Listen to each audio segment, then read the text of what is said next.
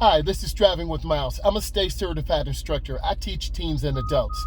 I need you to go ahead and subscribe at the end of this. We're going to do a tutorial on backing out in a parking lot and then emerging on an expressway. So I'm in a parking lot right now. It's a lot of cars here. You have to look as you back up. I do have a backup camera, but you cannot trust that. You got to look and back up small. So I turn the wheel to the right. The rear goes to the right, the front swings out to the left. And then I turn hand over hand. You really have to master that hand over hand. And you really got to be careful because there are a lot of people in parking lots that walk between cars. So we are the private drive, meaning I have to yield to traffic. So I want to make a left turn. I'm sitting here waiting. I'm looking for gaps. If you don't know what gaps are, you need to look at some of my other content. I talked about gaps or spacing. You never want to pull out in front of a car. That is a major area of failure. So I'm looking and I'm checking. People have blinkers on, so we know where each other's going. There's another car that's coming, and then I have a space, so my space is good, or my gap, and then I accelerate. And you want to turn in the nearest lane. The nearest lane was by the yellow. Now, if I have to get to the right, then once you get in your nearest lane, you turn on your blinker, mirror, blind spot, and then you get over to this lane. We have two lights here, so I'm looking, scanning, always being aware, always being a safe driver.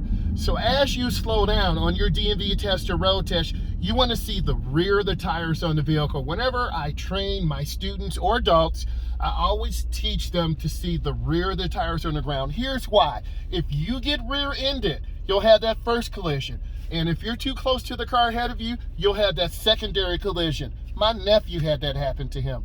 So learn from experience. So my light's green, I'm looking, I'm checking, I'm scanning. Now we're gonna be merging on the expressway, so this is a great teachable moment. My left blinker's on, mirror, turn signal, blind spot. We have a yield sign, rules of the right of way. So we have to yield to traffic going the opposite way. Again, the light says lane ends, merge right. So I'm getting ready to merge onto the expressway. I'm looking, and this is the acceleration lane. This is where you build up speed. So you can tell by the sound of the motor, I'm building up speed. Mirror, turn signal, blind spot. The cars ahead of me don't have on their blinker, so I'm wondering what they're doing. I'm out into the first lane, and I'm good. That's a pretty good merge, and that's what your DMV tester, road tester is gonna look for. Are you checking your mirror and blind spot?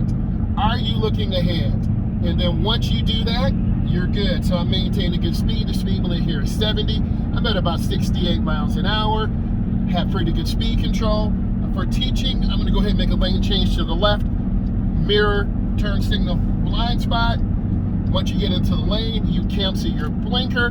That's a pretty smooth lane change. And because we're at highway speed, we don't need to turn the wheel a lot.